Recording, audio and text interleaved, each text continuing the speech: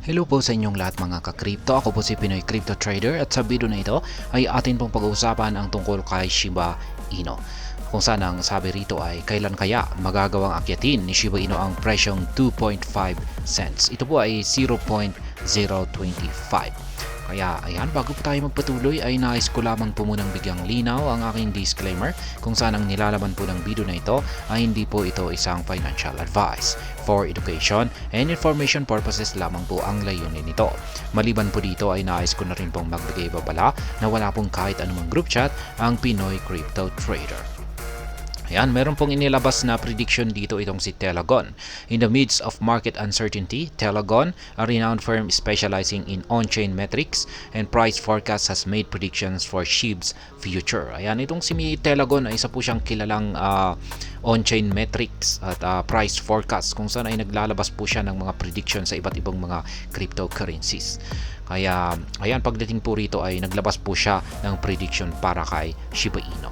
Telegon tantalizingly suggests that the possibility of SHIB reaching the coveted milestone of 2.5 cents within this same time frame. Kaya, ayan, itong si Shiba Inu ay meron daw po siya meron daw pong potensyal na akyatin ni Shiba Inu ang presyong 1 cent sa taong 2030 to 2040. At ang presyong 2.5 cents or 0.025 ay ganun din daw po nasa mga taong 2030 to 2040. At meron po silang ibinahagi rito na isang table yan na nagpapakita sa kanilang prediction mula ngayong taong 2024 hanggang taong 2050. At mapapansin po natin dito na simula sa taong 2035 hanggang 2040 ay dito po makakamit ni Shiba Inu ang presyong mga 1 cents. Kasi sa 2040 ay makakamit na po niya ang presyong 0.05. Ayan, 0.05 minimum lamang po yan. Average price niya ay 0.076 at ang kanyang maximum price ay 0.089. Kaya mga nasa pagitan po siguro yung 2.5 cents or 0.025. Kaya ayan, mga nasa pagitan mga siguro 2036 or 37 or 38, mga siguro 2037 siguro. Kaya dyan po siguro makakamit ni Shiba Inu ang presyong 0.25. Ngayon ay magkano ba sa piso ang 0.025 or 2.5 cents? Yan, check natin. Ang ating palitan po pala ngayon ay naglalaro sa 57.57 ang US dollar to Philippine peso. Kaya ayan, umaangat po siya at nagbabago po yan. Kaya lagay po natin 0.0 to 25. Yan, meron na po pala tayong isang piso. 1.44 Philippine peso ang katumbas ng 0.025 or 2.5 cents ng US dollar. Ngayon ay paano nga ba tayo kung sabihin natin gusto natin kumita ng 1 milyon. Yan, 1 million Philippine peso po yan, hindi US dollar. 1 million Philippine peso sa pag-i-invest ngayon dito kay Shiba Inu. At yan, yung ating price target ay hihintayin natin na umangat itong si Shiba Inu sa presyong 0.025.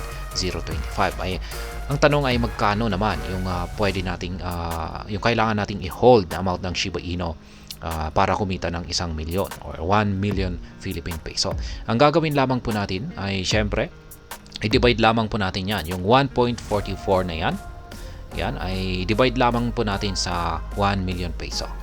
Kaya yan, meron po tayong calculator dito. Ayan, sabihin natin ay ito yung 1 million peso po natin. Yan, ngayon ay di-divide lamang po natin yung ayan, divide lamang po natin yung 1.44. Ayan, yung base po yan dito sa conversion rate ng US dollar to Philippine peso na 0.025. Kaya ayan, divide lamang po natin yan ng 1.44. Kaya ayan, yan po ang kakailanganin natin na i-hold na amount ng Shiba Inu token. Ayan, kailangan po natin mag-hold ng at least 694,444.44. Round off na natin, sabihin na natin ay 70,000 na Shiba Inu yung kailangan po nating i-hold ngayon. Ayan. Kaya kung sakaling yan po ulit, meron tayong 70,000. Ayan, Ayan, 700,000 po pala na amount ng Shiba Inu tokens. Ayan, at ito po ay umangat po ang market price ni Shiba Inu sa presyong 2.5 cents. Yan, 2.5 cents sa mga taong 2035 to 2040. Ay ayan, kung sakaling hindi po nagbago. Yan, kasi nagbabago kasi yung palitan natin. Kung sabihin natin ay hindi pa rin nagbabago yung palitan ng US dollar to Philippine peso. Sabihin natin ay nasa 57.57 pa rin.